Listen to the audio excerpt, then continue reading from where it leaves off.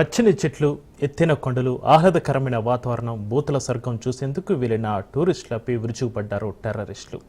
Army దుస్తులు ధరించి అభం శుభం తెలియని వ్యక్తులపై పంజా విసిరారు. జమ్మూ కాశ్మీర్లోని పచ్చని కొండల్లో నెత్తుటేరులు పారాయి. విహారయాత్ర విషాదయాత్రగా మారింది. ప్రకృతి అందాలతో పరవశిస్తున్న పర్యాటకులపై పాశవికంగా దాడి చేశారు. ఒక్కరు కాదు, ఇద్దరు కారు, ఏకంగా 28 మందిని పొట్టన పెట్టుకున్నారు. పహల్గామ్ దుర్ఘటనతో ప్రపంచం నివ్వెరపోయింది. అమాయకులపై జరిగిన నరమేధాన్ని ముక్త కంఠంతో ఖండించింది.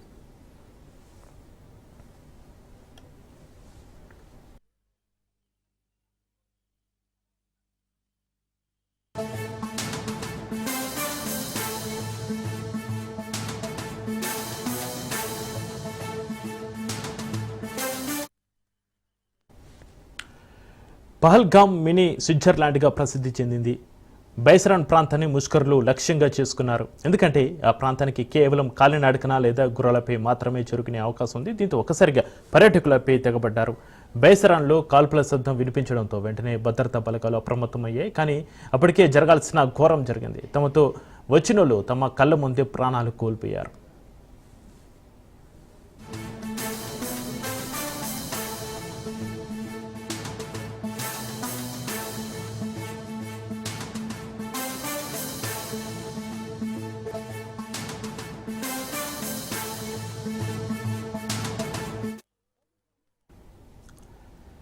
పహల్గామ్ దాడి మాస్టర్ మైండ్ సైఫుల్లా కుల్సాగా తెలుస్తుంది.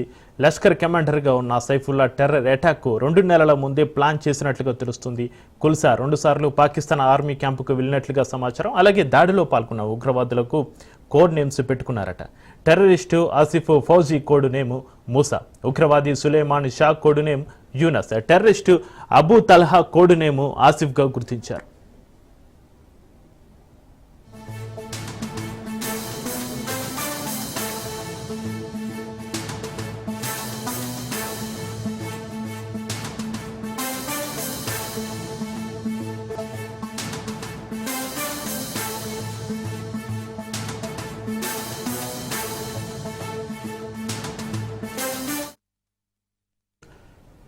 పహల్గామ్ ఉగ్రదాడిలో సంచలన విషయాలు వెలుగు చూస్తున్నాయి. ప్రభుత్వ అధికారులను, వారి కుటుంబ సభ్యులను లక్ష్యంగా చేసుకుని పహల్గామ్ దాడి జరిగిందా? కాల్చి చంపే ముందు ఉగ్రవాదులు టూరిస్టుల ఐడి కార్డులను ఎందుకు చెక్ చేశారు? పైగా మృతుల్లో ఐబీ, నేవీ, ఎయిర్ ఫోర్స్ విభాగాల ఉద్యోగులే అధికంగా ఉండడం అనుమానాలకు మరింత బలం చేకూరుస్తోంది.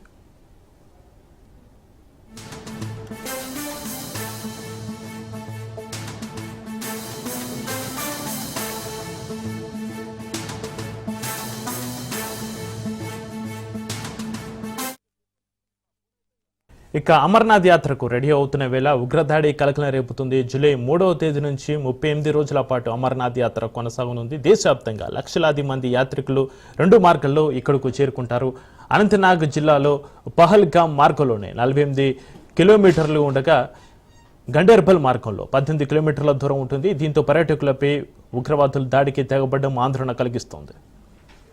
పచ్చని చెట్లు, ఎత్తైన కొండలు, ఆహ్లాదకరమైన వాతావరణం, బూతల స్వర్గం చూసేందుకు వెళ్లిన టూరిస్టులపై విరుచుకుపడ్డారు టెర్రరిస్టులు. ఆర్మీ దుస్తులు ధరించి అభం శుభం తెలియని వ్యక్తులపై పంజా విసిరారు. జమ్మూ కాశ్మీర్లోని పచ్చని కొండల్లో నెత్తుటేరులు పారాయి. విహారయాత్ర విషాదయాత్రగా మారింది. ప్రకృతి అందాలతో పరవశిస్తున్న పర్యాటకులపై పాశవికంగా దాడి చేశారు. ఒకరు కాదు, ఇద్దరు కాదు, ఏకంగా 28 మందిని పొట్టన పెట్టుకున్నారు.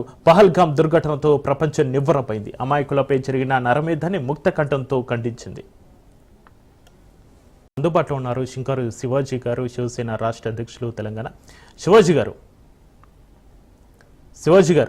నమస్కారం అండి. శివాజీ గారు వినిపిస్తుందా? వినిపిస్తుంది.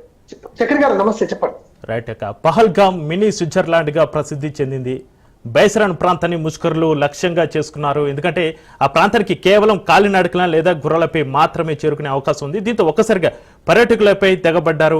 బైసరాన్లో కాల్పుల శబ్దం వినిపించడంతో వెంటనే భద్రతా బలగాలు అప్రమత్తమయ్యాయి. కానీ అప్పటికే జరగాల్సిన ఘోరం అయితే జరిగిపోయింది. మీరు ఈ వార్తలన్నీ మీరు వినే ఉంటారు, చూసే ఉంటారు. అయితే ఇక ఈ ఉగ్రదాడులకు చెక్ పెట్టేది ఎలా? ఇంకెన్నాళ్ళు మారణ హోమాలు చూడాల్సి ఉంటుంది? నిజంగా జమ్మూ కాశ్మీర్ లోని పహల్గామ్ వద్ద జరిగినటువంటి దుర్ఘటనకు చింతిస్తున్నామని శివసేన పార్టీ తెలంగాణ రాష్ట్ర తరఫున వాళ్ళ ఆత్మలకు శాంతి కలగాలి.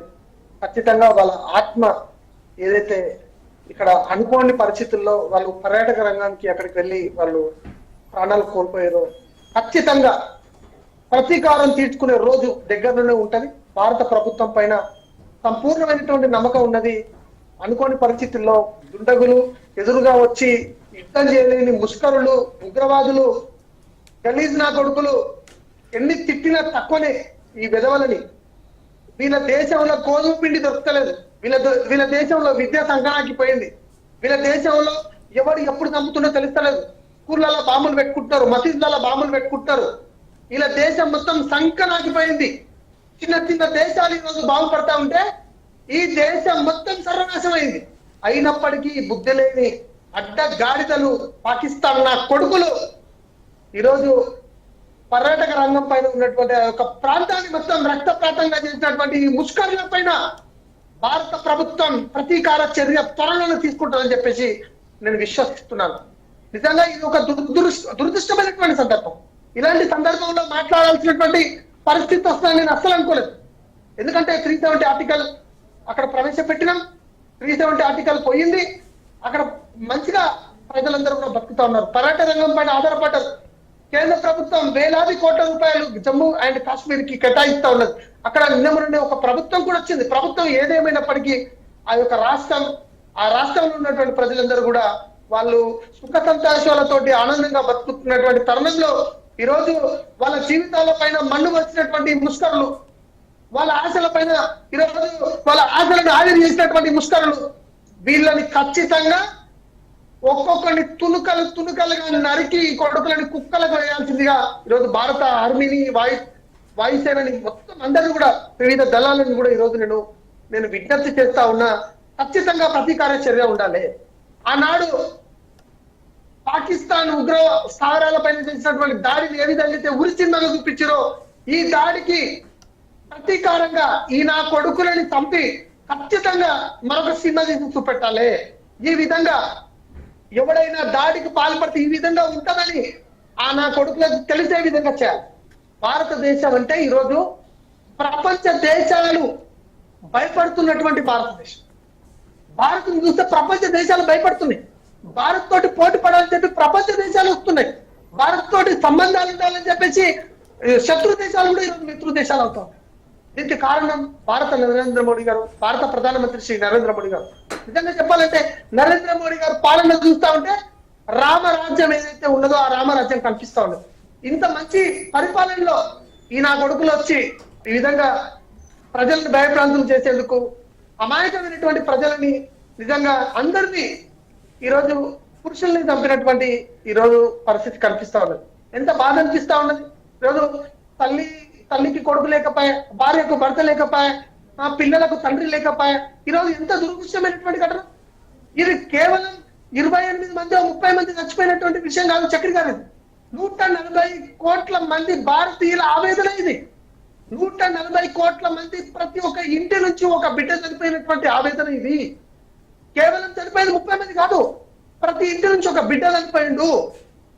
ఈరోజు మన నమ్మకం, ఈరోజు మనం బతుకుతున్నటువంటి ఆశలు ఏవైతున్నాయో ఆ ఆశలు ఈరోజు నిరాశలుగా చేసినటువంటి ఉగ్ర కొడుకులని ఖచ్చితంగా బహిరంగంగా ఉరి తీయాలని ఈ కొడుకులని, కుక్కలకేయాలి కొడుకులని ముక్కలుగా నరికి ప్రతీకార చర్యలు వెంటనే తీసుకోవాలని చెప్పేసి నరేంద్ర మోడీ గారు పాదాలకు నమస్కారం చేస్తా ఉన్నాం. రక్తం పుడుకుతా ఉన్నది, రక్తం పుడుకుతున్నది. నిజంగా నాకే ఒక గన్నిస్తే ఈ పాకిస్తాన్ నా కొడుకులని ఒక్కొక్క బుల్లెట్లు అయిపోతే వరకు ఒక్కొక్కరిని కాల్చేటట్టు ఈ ఉగ్రవాదపు కొడుకులని అంత కోపం వస్తా ఉంది. ఈరోజు త్రివిధ దళాల పైన సంపూర్ణమైనటువంటి నమ్మకం ఉన్నది. వాళ్ళు ఖచ్చితంగా ప్రతీకార చర్య తీసుకుంటారని చెప్పేసి విశ్వసిస్తా ఉన్నాం.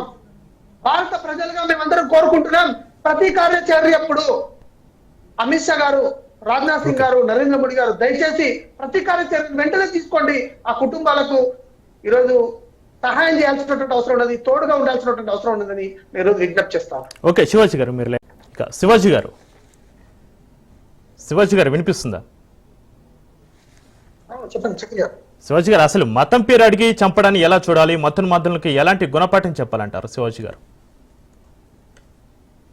చక్రి గారు, పాకిస్తాన్ జాతీయ జెండా ఈ నా కొడుకులకు నేను చెప్తా ఉన్నా, అరే పాకిస్తాన్ ఉగ్రవాదపు గుండల్లారా, ఉగ్రవాదపు కొడకల్లారా, మిమ్మల్ని ఇట్లా రెండు ముక్కలుగా చేసే రోజు వస్తే మాత్రం ఖచ్చితంగా మిమ్మల్ని ఇట్లా ముక్కలు ముక్కలుగా నరికే రోజు వస్తే మాత్రం నిజంగా అదే రోజు నా చివరి రోజు అయినా పర్లేదు, కానీ ఉగ్రవాదపు కొడకల్లారా, ఉగ్రవాదపు ముండా కొడకల్లారా, మతం పేరు చంపడం ఏందిరా?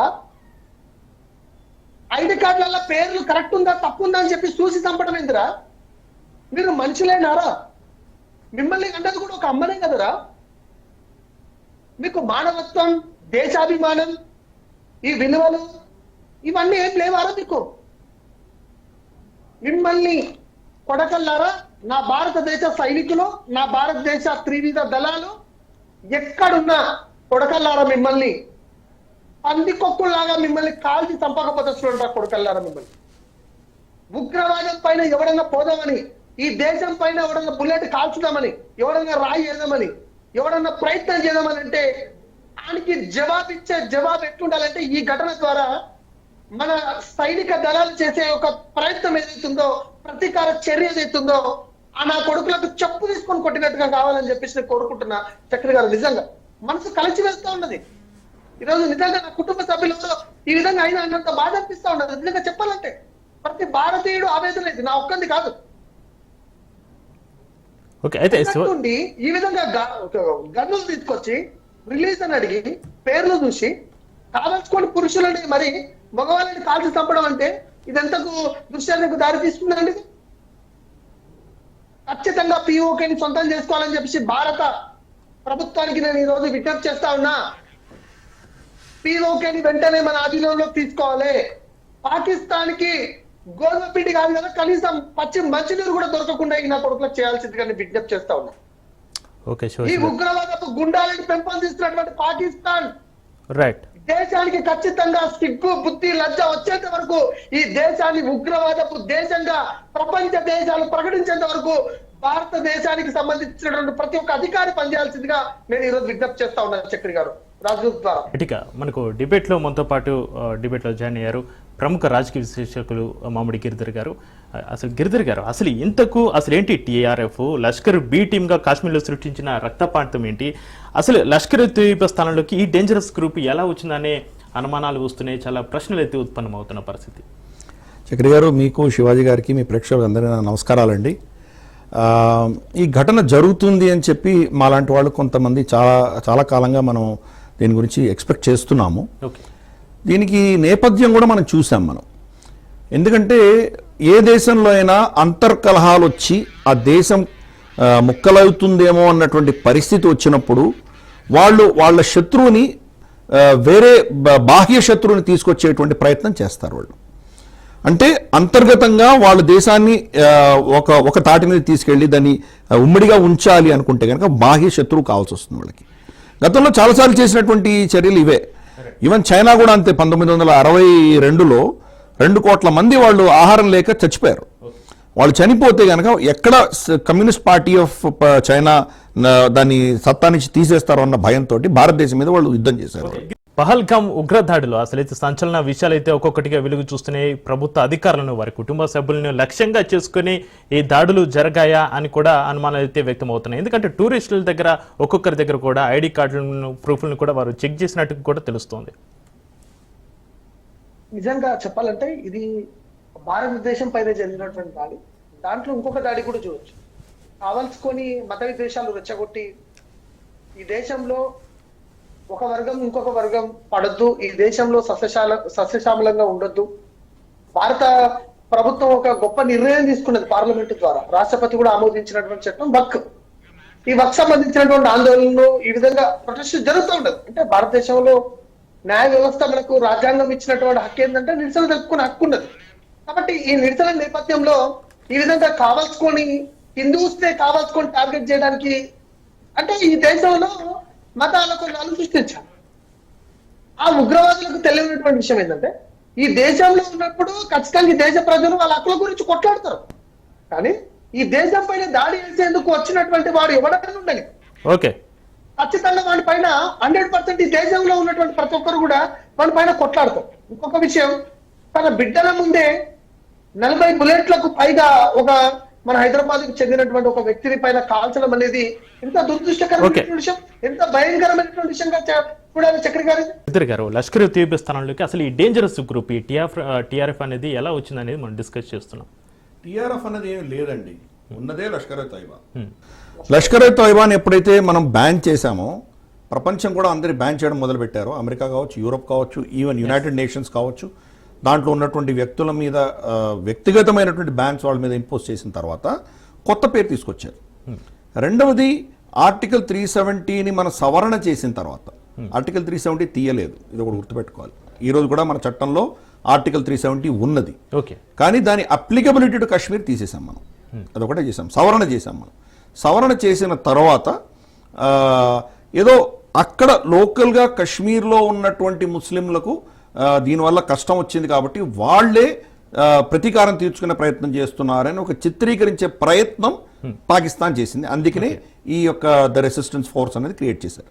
కానీ దాని వెనకాల ఉన్నటువంటి ఆలోచన దృక్పథము, దాని లాజిస్టిక్స్, దానికి కావాల్సిన ఆయుధ సామాగ్రి, ఇంటెలిజెన్సు, వ్యక్తులు అంతా కూడా లష్కర్ ఏ తోయిబా ప్రొవైడ్ చేస్తుంది. దీని వెనకాల యాక్చువల్గా మనం ఈ ఘటన జరుగుతుంది అని ఇందాక నేను చెప్తుంటే నేను జరుగుతుంది అని మనం కొంతమంది మాలాంటి వాళ్ళు ఊహించాం. ఎందుకంటే దీనికి చాలా కారణాలు ఉన్నాయి. ఫస్ట్ కారణం నేను ఏం చెప్పాను, పాకిస్తాన్లో అంతర్కలహాలు ఉన్నప్పుడు, ఆ పాకిస్తాన్ అన్న దేశం విడిపోతుందేమో అన్న భయం వచ్చినప్పుడు మనం మొత్తం ప్రజలందరినీ ఏకత్రితం చేయాలి అంటే కనుక బాహ్య శత్రువు కావాలి మనకు. కాబట్టి బాహ్య శత్రువుని మనం ఎదుర్కోవడానికి కోసం ఏం చేయాలన్న దాంట్లో భారతదేశం కీలకమైంది. రెండవది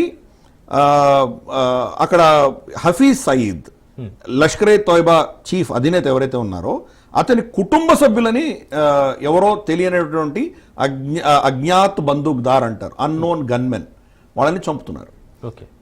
తన సొంత కుటుంబంలో వాళ్ళే చనిపోయారు. తను కూడా చనిపోతూ బతికాడు. కాబట్టి ప్రతీకారం తీసుకోక తప్పట్లేదు.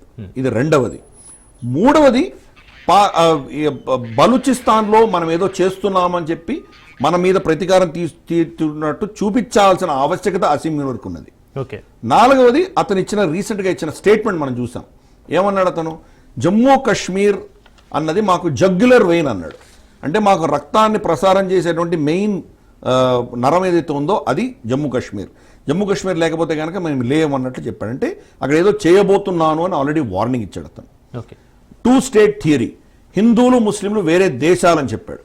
అందుకని మనం చూస్తే గత 1 సంవత్సరంగా, అంటే అసీం మునీర్ వచ్చిన తర్వాత మనకు ఉగ్రవాదంలో, కశ్మీర్లో జరుగుతున్న ఉగ్రవాదంలో సిగ్నిఫికెంట్ మార్పు వచ్చింది.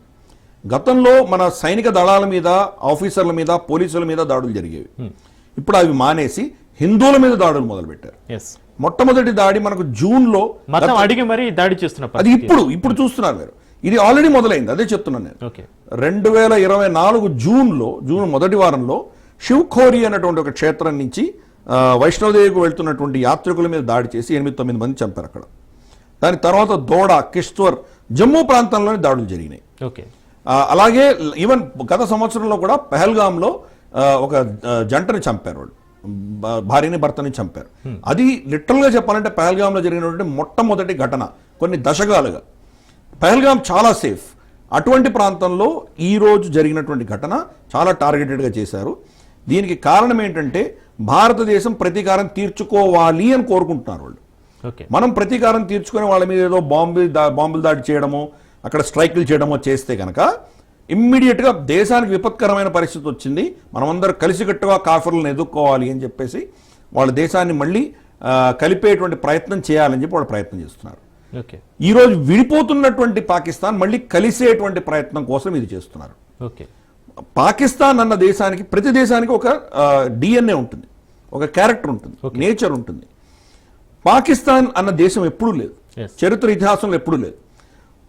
అది వాళ్ళ ఒక ఏమంటారు, వాళ్ళని కలిపి పెట్టేటువంటి ఏకైక ఏదైనా దారం ఉందంటే భారత వ్యతిరేకత, హిందూ వ్యతిరేకత.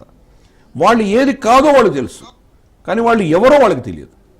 మేము హిందువులం కాదు, మేము భారతీయులం కాదు, కానీ మీరెవరు? ఐడెంటిటీ క్రైసిస్ ఉంది వాళ్ళకి, ఐడెంటిటీ లేదు. మేము అరబులమా, తుర్కులమా, పర్షియన్సా, మా ఏంటి వాళ్ళకి తెలియదు వాళ్ళకి. అందుకనే కొత్త పదం తీసుకొచ్చారు, సౌత్ ఏషియా అన్న పదం తీసుకొచ్చారు. ఓకే. ఎందుకంటే భారత భూఖండం ఇది, ఇండియన్ సబ్ కాంటినెంట్ అని పిలిచేవాళ్ళు. ఆ ఇండియా అన్న పేరు వాళ్ళకు నచ్చదు కాబట్టి అది తీయడానికి కొత్త ఇన్వైట్ చేసి సౌత్ ఏషియా తీసుకొచ్చారు. ఎస్. వాళ్ళకు ఉన్నది నెగటివ్ ఏమంటారంటే ఐడెంటిటీ, కానీ పాజిటివ్ ఐడెంటిటీ లేదు వాళ్ళకి. ఓకే. ఈ ఐడెంటిటీ తీసేస్తే కనుక అది చిన్న భిన్నం అయిపోతుంది, ముక్కలైపోతుంది. దానికోసం వాళ్ళు ఏమైనా చేయడానికి సిద్ధపడతారు వాళ్ళు. అది వాళ్ళ ఐడెంటిటీ క్రైసిస్. రెండవది వాళ్ళకి ఇస్తున్నటువంటి ఫండింగ్ ఎక్కడి నుంచి వస్తుంది. గతంలో మనల్ని కంట్రోల్ చేయడానికి అమెరికా దగ్గర నుంచి ఫండింగ్ వచ్చేది వాళ్ళకి. ఎస్. సౌదీ అరేబియా కూడా అప్పట్లో ఉన్నటువంటి రాజు, వాళ్ళందరూ చాలా ఎక్స్ట్రీమ్ భావజాలం ఉన్నటువంటి వాళ్ళు ఫండింగ్ ఇచ్చారు. ఇప్పుడు చైనా ఫండింగ్ ఇస్తుంది. ఫండ్స్ ఎక్కడి నుంచి వచ్చినా వాళ్ళ యొక్క డైరెక్షన్లో ఎటువంటి మార్పు లేదు. ఓకే. ఈ అంశాల వల్ల మనం ఏదో ఒక పెద్ద మేజర్ యాక్టివిటీ చేస్తారు అని మనం అనుకుంటున్నాం. ఆల్రెడీ కొంత మనకు 2-3 ఘటనలు జరిగినాయి. ఫర్ ఇన్స్టెన్స్ కొన్ని నెలల క్రితం మనకు రజౌరీ ప్రాంతంలో, అంటే జమ్మూ ప్రాంతంలో, మనం మ్యాప్ చూస్తే అర్థమవుతుంది, పీర్ పంజల్ పర్వతాలు ఉంటాయి. పీర్ పంజల్ పర్వతాల దక్షిణాన జమ్మూ ప్రాంతం ఉంటుంది. జమ్మూ ప్రాంతంలో జమ్మూ అనేది ఒక ఊరు మాత్రమే, చాలా డిస్ట్రిక్ట్స్ ఉంటాయి అక్కడ. దోడా, కిష్త్వర్, బదెర్వా, కటువా, తర్వాత మనకు రాంబండ్, రియాసీ, కట్రా, మనకు పూంచ్, మనకు నౌషేరా, అఖ్నూర్, ఇటువంటివన్నీ ఉంటాయి. ఆర్ఎస్పురా, ఇటువంటి చాలా ఊర్లు ఉన్నాయి అక్కడ. వాటిల్లో మనకు పాకిస్తాన్ సరిహద్దు, అంటే పాకిస్తాన్ ఆక్రమిత ప్రాంతానికి సరిహద్దులో ఉన్నటువంటి, ఎల్ఓసికి సరిహద్దులో ఉన్నటువంటివి పూంచ్, రజౌరీ, నౌషేరా, అఖ్నూర్. ఓకే. ఇక్కడ వాళ్ళు ఇన్ఫిల్ట్రేషన్ ఎక్కువ మొదలుపెట్టారు. కశ్మీర్లో తగ్గించేసి ఇక్కడ మొదలుపెట్టారు వాళ్ళు. ఇక్కడి నుంచి వచ్చి ఆ పీర్ పంజల్ పర్వతాలు దాటి వెళ్తున్నారు. ఎందుకంటే మన కశ్మీర్లోనే మాకు ప్రాబ్లం ఉండేది కాబట్టి కశ్మీర్లో మనం గ్రిడ్ చాలా స్ట్రాంగ్గా పెట్టుకున్నాం మనం. కానీ వాళ్ళు జమ్మూల ప్రాంతంలో మొదలుపెట్టారు, ఎస్పెషల్లీ రజౌరీ నుంచి. రజౌరీ అడవులలో మన వాళ్ళు ఆపరేషన్స్ చేసినప్పుడు 1కి 10 మంది చనిపోయారు మన వాళ్ళు. ఒక టెర్రరిస్ట్ని చంపడానికి 10 మంది సైనికులు చనిపోయారు మన వాళ్ళు. ఎందుకంటే టెర్రైన్ అటువంటిది. అక్కడి నుంచి ఇన్ఫిల్టర్ అవుతూ వాళ్ళు మెల్లిమెల్లిగా లోపలికి వెళ్ళారు వాళ్ళు. అంటే లోకల్ సపోర్ట్ కూడా వాళ్ళకు ఉండండి, వాళ్ళు వెళ్ళలేరు. ఆ లోకల్ సపోర్ట్ కూడా వాళ్ళకు ఉన్నది, అది అర్థం చేసుకోవాలి. లాస్ట్ కొన్ని 2-3 నెలల క్రితం మనకు కట్వా నుంచి ఈ కిష్త్వర్ ప్రాంతంలో వాళ్ళు వెళ్తే కనుక అక్కడ అడవుల్లో ఆపరేషన్స్ చేశారు మన వాళ్ళు. ఆపరేషన్స్ చేసినప్పుడు 3 పోలీసు వాళ్ళు కూడా చనిపోయారు, 2 టెర్రరిస్టులు చనిపోయారు. కానీ వీళ్ళు కంప్లీట్గా అక్కడ ఉన్నటువంటి మూకని ఎలిమినేట్ చేయలేకపోయారు. ఒక 3-4 ఈ గ్రిడ్ నుంచి తప్పించుకొని వెళ్ళిపోయారు వాళ్ళు. మీరు యాక్చువల్గా మ్యాప్ చూసారంటే కనుక కిష్త్వర్ అన్నది మీకు జమ్మూ ప్రాంతంలో ఉత్తరాన ఉంటుంది. జమ్మూ ప్రాంతంలో 3 ప్రాంతాలు తీసుకోవచ్చు, అంటే 3 ఎంట్రీ పాయింట్. ఈ పీర్ పంజల్ పర్వతానికి 3 మెయిన్ ఏరియాస్ చూస్తే పూంచ్ అన్నది మనకు వెస్టర్న్ సైడ్ ఉంటుంది. రియాసీ, కట్రా, పట్నీ టాప్, ఇవన్నీ ఏమొచ్చి వైష్ణోదేవి నుంచి వెళ్ళేది మెయిన్ రూట్, మనం అందరూ వెళ్ళేటువంటి రూట్ అది కాశ్మీర్కి వెళ్ళాలంటే.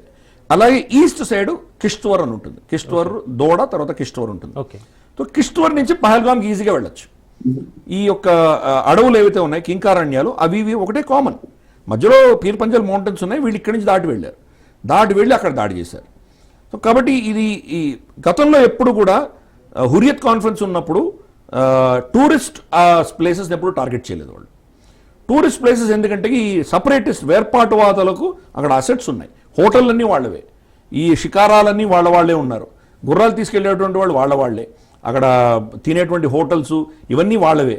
కాబట్టి వాళ్ళ బిజినెస్ ఇంట్రెస్ట్ కోసం అక్కడ ఎటువంటి దాడులు చేయకుండా గతంలో ఆపారు. ఈసారి అక్కడ కూడా దాడి జరిగింది. కాబట్టి ఇది వాళ్ళ చేయి దాటిపోయిందని అర్థం చేసుకోవాలి. ఇది అదే పనిగా అసీం మునీర్ చేస్తున్నాడు. డైరెక్ట్గా అసీం మునీర్నే మనం బ్లేమ్ చేయాలి. అతను ఈ భారతదేశం ప్రతీకారం తీర్చుకోకపోతే, మనం రిటాలియేట్ చేయకపోతే పాకిస్తాన్ ఒకటిగా ఉండడం చాలా కష్టం. మన దగ్గర నుంచి రిటాలియేట్ ఎక్స్పెక్ట్ చేస్తున్నాడు అతను. మనం దాడి చేయంగానే ఇమ్మీడియట్గా చూడు, మాకు విపత్కరమైన పరిస్థితి వచ్చింది, మాకు పైసలు ఇవ్వండి. వాళ్ళ బడ్జెట్లో రమారమి 20-25% వాళ్ళ పాకిస్తానీ బడ్జెట్ ఆర్మీకి వెళ్తుంది. ఆఫీషియల్గా 11% చూపిస్తారు. అది డాలర్ టర్మ్స్లో.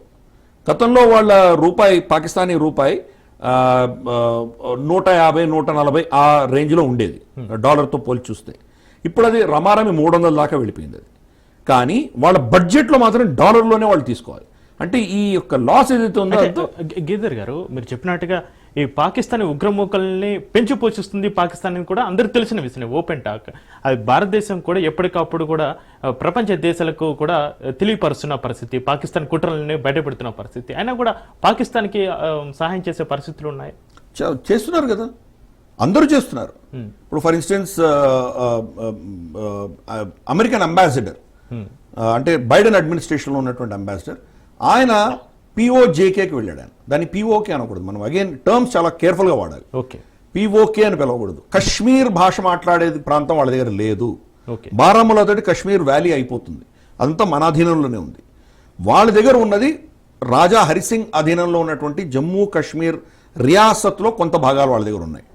నిజంగా వాళ్ళ దగ్గర ఉన్నటువంటి ప్రాంతాలు 2 ప్రాంతాలు. ఒకటి వెస్టర్న్ జమ్మూ వాళ్ళ అధీనంలో ఉంది, అక్కడ కశ్మీరీ భాష మాట్లాడరు, పంజాబీ, సరాయికి, దోగ్రీ మాట్లాడేటువంటి ప్రాంతాలు ఉన్నాయి. గిల్గిట్ బాల్తిస్తాన్ వాళ్ళ అధీనంలో ఉంది. సో ఈ పిఓజేకే ఏదైతే ఉందో ఆ ప్రాంతం నుంచి వచ్చేటువంటి ఉగ్రవాదులు ఏదైతే ఉన్నారో వీళ్ళకు ఫండింగ్ ఇవ్వడానికి పాకిస్తాన్ చాలా కాలంగా చేసింది. మనం ఒఫీషియల్గా దాన్ని యాక్సెప్ట్ చేయలేదు. కానీ అమెరికన్ అంబాసిడర్ అక్కడికి వెళ్ళి చెప్తాడు బ్యూటిఫుల్ పాకిస్తాన్ అంటున్నాడు ఆయన. అంటే దాని అర్థం ఏంటి అంటే అమెరికా దాన్ని పాకిస్తాన్ కింద పరిగణిస్తోందా? పెద్ద ప్రశ్న కదా. ఇది డిస్ప్యూటెడ్ టెరిటరీ అని వాళ్ళు ఒక ఎత్తున అంటూ, రెండవది బ్యూటిఫుల్ కాశ్మీర్ అని ఎలా బ్యూటిఫుల్ పాకిస్తాన్ అనే దాన్ని ఎలా పెడతాడు అంటే అమెరికా ద్వంద్వ వైఖరి మనకు అర్థమవుతుంది. అరుణాచల్ ప్రదేశ్కి వచ్చేసరికి, చైనా విషయంలో వచ్చేసరికి కంప్లీట్ 100% మనతో కోఆపరేట్ చేస్తుంది అమెరికా. కానీ పాకిస్తాన్ విషయం వచ్చేసరికి పిఓజేకేకి సంబంధించి వాళ్ళ ద్వంద్వ వైఖరి కనిపిస్తుంది. గతంలో వాళ్ళకి ఫండింగ్ ఇచ్చారు. కార్గిల్ యుద్ధం చేసినందుకు వాళ్ళకి ఏమైనా నష్టం వచ్చిందా పాకిస్తాన్కి? పైపొచ్చి బిలియన్స్ ఆఫ్ డాలర్స్ అమెరికా వాళ్ళకి ఇచ్చింది వార్ ఆన్ టెర్రర్ పేరిట. ఇప్పుడు అమెరికా ఆఫ్ఘనిస్తాన్ నుంచి వెళ్ళిపోయింది కాబట్టి ఇప్పుడు చైనా ఇస్తుంది వాళ్ళకి. చైనా సపోర్ట్ చేస్తుంది పాకిస్తాన్కి. కరెక్ట్. ఎందుకంటే భారతదేశాన్ని కంట్రోల్ చేయాలి వీళ్ళు. భారతదేశాన్ని కంట్రోల్ చేయకపోతే వాళ్ళకి చేజారిపోతుంది. ఈరోజు డొనాల్డ్ ట్రంప్ చైనా మీద ఇంత కసరత్తు చేస్తున్నటువంటి డొనాల్డ్ ట్రంప్ని చూస్తున్నాం మనం. ఇన్ని 245% ట్యాక్సులు వేస్తున్నాడు, ఇన్ని చేస్తున్నాడు. అదే అమెరికా చైనాని తయారు చేసింది అదే కదా. అలాగే రేపటి రోజు భారతదేశం కనుక మనం ఈరోజు 5వ స్థానం నుంచి 3వ స్థానం 2వ స్థానానికి వస్తే మన మీద కూడా అటువంటి చర్యలే అమెరికా చేస్తుంది. కాబట్టి వీళ్ళిద్దరు కూడా మనల్ని కంట్రోల్ చేయడానికి పాకిస్తాన్ని వాడుకుంటారు. ఈ విషయం అర్థం చేసుకోవాలి. కాబట్టి అక్కడ ఉన్నటువంటి సమీకరణలంతా కూడా మన యుద్ధాలేమో మనం చేసుకోవాలి. మనకు మిత్రులు లేరు, శత్రువులు లేరు. మనల్ని వాడుకునే వాళ్ళు ఉంటారు, మనల్ని కంట్రోల్ చేసేటువంటి శక్తులు ఉన్నాయి ఇంటర్నేషనల్గా. ఆచితూచి మనం వ్యవహరించాలి. మన యుద్ధాలేమో మనమే చేసుకోవాలి. పాకిస్తాన్లో ఈరోజు ఉన్నటువంటి పరిస్థితి, మీరు గతంలో మనం ఏం చేసేవాళ్ళంటే డిఫెన్సివ్గా ఉండేవాళ్ళం. ఫెన్సింగ్ మనం పెట్టుకున్నాము, ఇక్కడ వస్తే కనుక వాళ్ళని చంపేవాళ్ళం, అంత మించి చేసేవాళ్ళం కాదు. పైపెచ్చు వాడు టెర్రరిస్ట్, వాడికేమో జనాజా ఇచ్చి పెద్ద మౌలవీని పిలిపించి ఘనంగా వాడిని ఖననం చేసేవాళ్ళం మనం. యాక్చువల్గా చాలామంది సోకాల్డ్ సెక్యులర్, వాళ్ళు సెక్యులర్ అనుకునే జర్నలిస్ట్స్ వాళ్ళు ఏమంటారు, టెర్రరిజంకి మతం లేదంటారు. మతం లేని వాడిని అసలు ఖననం చేయడం ఎందుకు? అమెరికా ఏం చేసింది, ఒసామా బిన్ లాదెన్ తీసుకెళ్లి సముద్రంలో పడేసింది. అటువంటి చర్యలు మనం కూడా చేయాలి, అసిమెట్రికల్ వార్ చేయాలి. రెండవది ఈ యొక్క వీళ్ళకి ఫౌంటైన్ హెడ్, వీళ్ళు రక్త బీజులు లాంటి వాళ్ళు. మీరు 100 మందిని చెప్తే ఇంకో 1000 మంది వస్తారు. ఎంతమందిని చంపుతారు మీరు? సర్జికల్ స్ట్రైక్ చేస్తారు, మీరు వెళ్ళి అక్కడ ఏదో కొట్టొస్తారు. హఫీజ్ సయీద్ని చంపుదాం అనుకున్నాం, చంపారు. హఫీజ్ సయీద్ ఒకడేనా? హఫీజ్ సయీద్ లాంటి వాళ్ళు 10 మందిని ప్రొడ్యూస్ చేయగలదు పాకిస్తాన్. ఎక్కడ వీళ్ళకు ప్రాణం ఎక్కడుందో దాని దగ్గర చిలక ప్రాణం ఎక్కడుందో అది పట్టి అక్కడ కొట్టాలి. అది ఏంటి? పాకిస్తాన్ ఆర్మీకి సంబంధించిన బిజినెస్ ఇంట్రెస్ట్స్. వాళ్ళ ఫండింగ్ ఆపగలిగితే, వాళ్ళ యొక్క కుటుంబానికి వాళ్ళ పర్సనల్ అసెట్స్ మీద దాడులు చేయగలిగితే అప్పుడు అవుతాయి. భారతదేశం ఫస్ట్ వాళ్లకు ఇండస్ వాటర్ ట్రీటీ మనం ఆపబోతున్నాం. Indus Water Treaty World Bank ఆధ్వర్యంలో మనకు ఒప్పందం జరిగింది. అది అన్ఫార్చునేట్, జవహర్లాల్ నెహ్రూ గారు దాంట్లో ఎగ్జిట్ క్లాజ్ పెట్టలేదు. ఏ అగ్రిమెంట్ కన్నా ఎగ్జిట్ క్లాజ్ ఉంటుంది, కానీ దీనిలో ఎగ్జిట్ క్లాజ్ లేదు. కానీ విపరీతమైన పరిస్థితుల్లో సస్పెండ్ చేయొచ్చు మనం, దాన్ని సస్పెండ్ చేయబోతాం మనం. ఇప్పుడు సస్పెన్షన్ యాక్షన్ ఉండబోతోంది. సెకండ్, పాకిస్తాన్కి ఎవరెవరు సప్లై చేస్తున్నారో, ఆయుధాలు ఎవరెవరు సప్లై చేస్తున్నారో వాళ్ళని మనం బ్యాన్ చేయబోతున్నాం. దాంతో వాళ్ళకు ఫస్ట్ ఆక్సిజన్ కట్ చేస్తాం. చైనా తప్ప వాళ్ళకి సోర్సులు ఉండకుండా కట్ చేయబోతున్నాం మనం. 3, వాళ్ళ బిజినెస్లు ఏవైతే ఉన్నాయో, ఆర్మీ డైరెక్ట్ ఆర్మీ ఇంక్ అంటారు. వాళ్ళు టాయిలెట్ పేపర్ దగ్గర నుంచి తీసుకొని వాళ్ళు రియల్ ఎస్టేటు, వ్యవసాయం దాకా అన్ని ఆర్మీ చేస్తుంది. బిజినెస్లో ఉంటారు. ఆ బిజినెస్ మీద వేటు వేయబోతున్నాం మనం. కాబట్టి ఇవన్నీ దీర్ఘకాలీనమైనటువంటి చర్యలు మనం చేయబోతున్నాం మనం. అఫ్ కోర్స్ ఇమ్మీడియట్గా మనం సర్జికల్ స్ట్రైక్ చేయడమా అటువంటిది ఏదో మనం మేజర్గా ఒక యాక్షన్ అయితే ఉంటుంది వాళ్ళ మీద. రాజ్నాథ్ సింగ్ చెప్తున్నారు కదా, అది ఎలాగో జరుగుతుంది. రివెంజ్ తీర్చుకునే అవకాశం ఉంది అంటున్నారు. త్రివిధ దళాలను కూడా సన్నిహితం చేయడం జరిగింది. కరెక్ట్. అవి చేసినంత మాత్రాన ఆగిందా? ఊడి సర్జికల్ స్ట్రైక్ చేసాము, బాలాకోట్ స్ట్రైక్ చేసాము, ఆగిందా? లేదు. కాబట్టి ఆ ఫౌంటైన్ హెడ్ని అటాక్ చేయాలి. గత 5-6 ఏళ్లుగా మనం చూస్తే గనక ఇంకొక చాలా అద్భుతమైనటువంటి కార్యక్రమం మన భారత ప్రభుత్వం ఏం చేసిందంటే కోవర్ట్ ఆపరేషన్స్ చేస్తున్నాం మనం. ఓకే గిరిధర్ గారు, అజ్ఞాత బందూకుదారులు అంటామా, అన్నోన్ గన్మెన్ అంటామా, భారత వ్యతిరేక శక్తులని అక్కడ చంపుతున్నారు. ఓకే ఒక్కడొకడిని వెతికి వెంటాడి చంపుతున్నారు. హఫీజ్ సయీద్ మీద కూడా 2 సార్లు దాడులు జరిగినాయి. ISI ప్రొటెక్షన్ తప్పించుకోగలిగాడు. ఓకే గిరిధర్ గారు కంటిన్యూ చేద్దాం. Good evening. రామారావు గారు, పహల్గామ్లో ఈరోజు జరిగిన ఉగ్రవాదుల కుట్ర, ఉగ్రవాదుల కాల్పులు ఒక్కసారిగా భారతదేశాన్ని నివరపరిచేలా చేస్తుంది. అసలు భారత్లో అనేక ఉగ్రదాడులు అయితే జరుగుతున్నాయి. తిన్నింటి వాసులు లెక్కించే వాళ్ళను పసిగట్టేది ఎలా అంటారు? బండా రామారావు గారు. చక్రి గారు, మీకు అట్లాగే రాజేష్ ప్రేక్షకులకు పెద్దలు గిరిధర్ గారు, మామిడి గిరిధర్ గారికి నమస్కారం. గిరిధర్ గారి ప్రసంగం విన్నా. ప్రసంగం అనే దానికన్నా ఒక రకంగా చెప్పాలంటే భౌగోళిక చారిత్రక వాస్తవాలు చాలా చెప్పారు. వాటితో పూర్తి ఏకీపిస్తున్నారు. ఇందులో 2 విషయాలు. ఇవాళ దాడిని ఖండించడం అందరూ చేస్తున్నాం, కానీ దాడి మూలాలు నేను ఉదయం నుంచి 10 టీవీ ఛానల్లో మాట్లాడుతూ చెప్పాను. దాడి మూలాలను కనుక మనం ఛేదించకపోతే ఈ సర్జికల్ స్ట్రైక్, ప్రతీకారం తీసుకుంటాం, వీటికా పత్ర సేదేత, ఇవన్నీ ఆవేశపూరితమైనవి, చేయాలి వద్దను.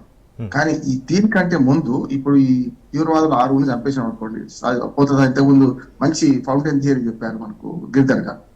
దాన్ని గమనించి ఇవాళ సైన్యాన్ని, ఏది పాకిస్తాన్ సైన్యాన్ని మీద దెబ్బ కొట్టకుండా, పాకిస్తాన్ లో రాజకీయ అస్థిరత ఉన్నప్పుడు సైన్యం చేస్తుంది, సైన్యం కొంచెం తగ్గితే మళ్ళీ మనకు వీళ్ళు రాజకీయంగా వేస్తుంటారు. ఎప్పుడు కూడా కంట్రోల్ వాడిద్దరి మధ్య ఉంటుంది. అందుకని ఇటీవల మేజర్ జనరల్ మాట్లాడిండు కదా పాకిస్తాన్ వాడు. ఏం మాట్లాడిండు అంటే, మాకు POK మొత్తం మాదే పొమ్మన్నాడు, కాశ్మీర్ సమస్య ఇప్పుడు దగ్గర పొమ్మన్నాడు, మాదే అంటున్నారు. కనుక దీన్ని ఆసరా చేసుకొని ఇప్పుడు ఎన్నిసార్లు సర్జికల్ స్ట్రైక్ చేసినా ఏం చేసినా ఇది సాధ్యంగా అనిపించట్లే. కనుక మనం తీవ్రవాదులను చంపుతుంటే ఎంతమంది చంపినా మళ్ళీ వస్తూనే ఉంటారు. కనుక అసలైన వాళ్ళకి మూలాలున్న వాళ్ళకు ఎక్కడి నుంచి అయితే సప్లై అవుతుంది దాన్ని ఆపాల్సిన అవసరం ఉన్నది. సరే, చారిత్రక తప్పిదాలు చాలా జరిగినాయి. నెహ్రూ ఏం చేశారు కశ్మీర్ విషయంలో, ఇవన్నీ మనం ఇప్పుడు మాట్లాడుకుంటే గత జిల్లా సేతు మందిరమే. అందుకని మామిడి గిరిధర్ గారు స్లైట్ గా దాన్ని టచ్ చేసి విడిచిపెట్టారు. కరెక్ట్ అంటున్నాడు. ఎందుకంటే ఇంకా గత కాలాన్ని తెలుసుకుంటూ ఆ పొరపాటు చేయడం ఏం చేద్దామంటే కష్టం. కానీ మనకు జీలం నది జలాలు, ఏది ఇండస్ వ్యాలీ జలాలు ఏవైతున్నాయో ఆ ఒప్పందంలో నిజంగా చెప్పాలంటే 2 దేశాల మధ్యన, దాయాదుల దేశాల మధ్యన మంచి ట్రీటీ కుదిరింది. కానీ ఆ ట్రీటీని గౌరవిస్తలేరు కదా వాళ్ళు. మనకు ఈ రకంగా తీవ్రవాదాన్ని దిగుమతి చేస్తూ మన మీద దీన్ని చేస్తున్న సందర్భంలో మనం ఒక్కోసారి దాన్ని సస్పెండ్ చేయాల్సిన అవసరం కూడా నేను అంటున్నాను. అప్పుడు ఏమవుద్దంటే తెలిసి రావాలి ఎప్పుడైనా. ఇంతకుముందు గిరిధర్ గారు ఒక 2 మాటలు చెప్పారు, చాలా పూర్తిగా వాస్తవం. అమెరికా ఆఫ్ఘనిస్తాన్ లో చేతులు కాల్చుకున్నది, అంతకుముందు రష్యా కాల్చుకున్నది. అమెరికా ఆఫ్ఘనిస్తాన్ విషయంలో చేతులు కాల్చుకున్నాక అనుభవానికి వస్తే తత్వం బోధపడ్డది దానికి. అందుకని జో బైడెన్ పోయినసారి ఆయన అదే మనకు అధ్యక్షుడిగా ఉన్నప్పుడు మాట అంటున్నాడు, మంచి మాట అంటున్నాడు. ఇప్పుడు తెచ్చిందా అని నేను అంటున్నాను. ఏంటంటే పాకిస్తాన్ అతి తీవ్రవాద దేశం, దాన్ని బహిష్కరించాలి అందరూ అంటున్నాను. ఎందుకంటే అనుభవానికి వచ్చింది కదా, ఆఫ్ఘనిస్తాన్ నుంచి ఎట్లా పాకిస్తాన్ లో తీవ్రవాదం పరగలింది, ఇవన్నీ మనం చూస్తున్నాం. కనుక ఇప్పుడు జ్ఞానానికి వచ్చిన వాళ్ళు, జ్ఞానానికి వచ్చిన బుద్ధి రాలే వాళ్ళకి. ఇంకా అమెరికా వాళ్ళకి ట్రంప్ చిన్న మొండివాడైనా సరే ఇవాళ అంతర్జాతీయంగా మనకు ఒక దాదాపు 60-70 దేశాల నుంచి పూర్తి సానుభూతి, మద్దతు లభిస్తుంది. ఇది పైకి కనపడింది. దీన్ని ఎట్లా మనం చేసుకోవాలి?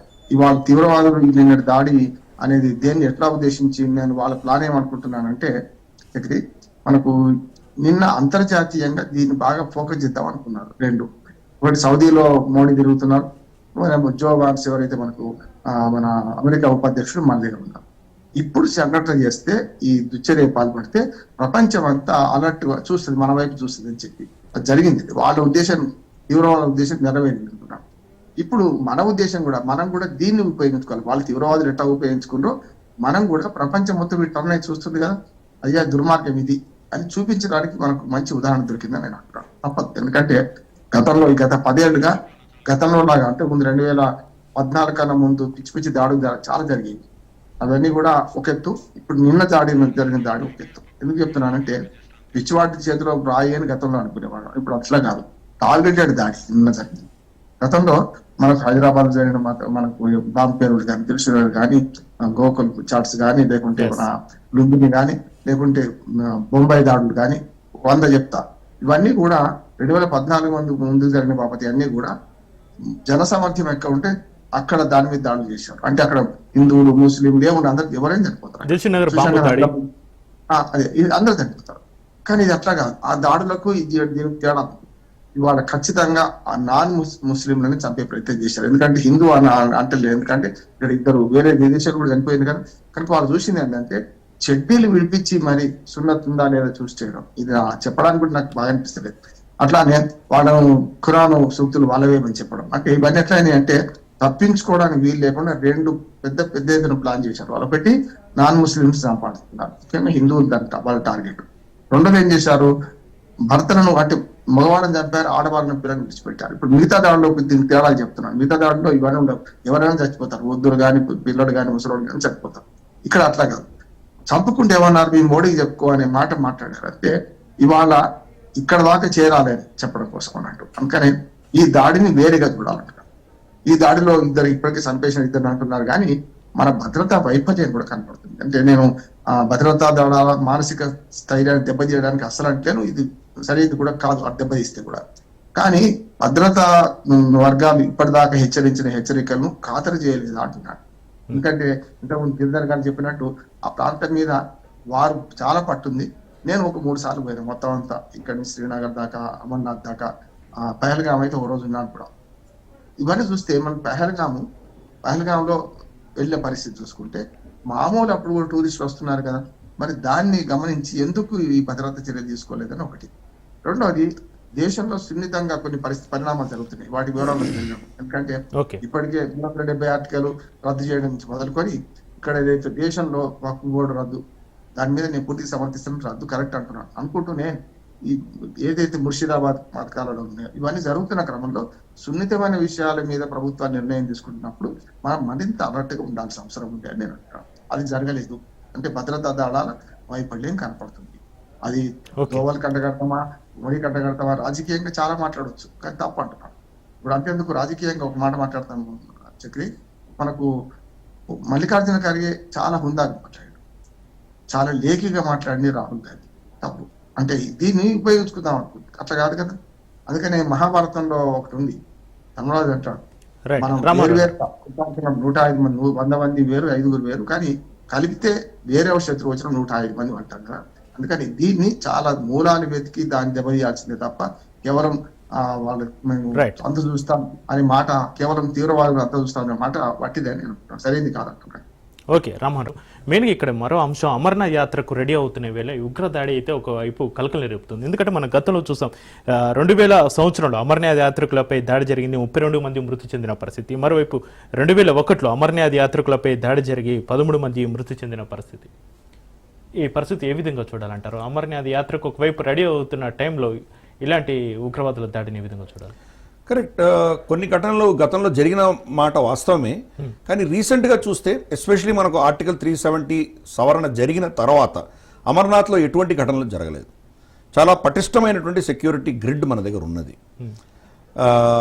సర్జికల్ స్ట్రైక్స్, బాలాకోట్ స్ట్రైక్స్ మనం చేసిన తర్వాత ఒక 2-3 సంవత్సరాలు వాళ్ళు కంగు తిన్నారు. తర్వాత మన రెస్పాన్స్ ఎలా ఉంటుందో అని భయపడ్డారు. మళ్ళీ కొంత ఊపిరి పుంజుకొని, మళ్ళీ కొంత శక్తి పుంజుకొని, మళ్ళీ వాళ్ళు ఇప్పుడు దాడులు మొదలుపెట్టారు. 1 సంవత్సరం అయింది మొదలుపెట్టి. వాళ్ళ ధైర్యం ఎక్కడి నుంచి వచ్చిందంటే, మోదీ ప్రభుత్వానికి అంత బహుమతి లేదు, కొంచెం వీక్గా ఉన్నాడు, కాబట్టి ఇది ఇప్పుడు స్ట్రైక్ చేయాలి అన్నది ఒకటి నిర్ణయించుకుంది పాకిస్తాన్. దానికోసం మొదలుపెట్టారు. రిలీజియస్ టార్గెట్సే చేస్తున్నారు వాళ్ళు. అమర్నాథ్ యాత్ర మీద దాడి చేసేటువంటి మొత్తం ప్రయత్నం జరిగి తీరుతుంది ఈసారి కూడా. కాకపోతే ఈ ఘటన జరిగింది కాబట్టి, పహల్గామ్ ఘటన జరిగింది కాబట్టి మన సెక్యూరిటీ గ్రిడ్ కూడా ఇంకా టైట్గా ఉండబోతుంది, చాలా టఫ్గా ఉండబోతుంది. ఆ అడవులన్నీ కూడా కోమ్ చేయడం మొదలు పెడతారు మన వాళ్ళు. గతంలో మనకు కోబ్రా అని చెప్పేసి మనకు ఒక దళం ఉంది, మన కోబ్రా దళాలు అంటాం మనం, సిఆర్పిఎఫ్ వాళ్ళవి, యాంటీ నక్సల్ ఫోర్సెస్ వాళ్ళు. యాంటీ నక్సల్ ఆపరేషన్స్లోనే లెఫ్ట్ వింగ్ ఎక్స్ట్రీమిజంలోనే వాళ్ళు పార్టిసిపేట్ చేసేవాళ్ళు. వాళ్ళది 11th బెటాలియన్ ఇప్పుడు కాశ్మీర్లో ఎస్టాబ్లిష్ చేయబోతున్నారు.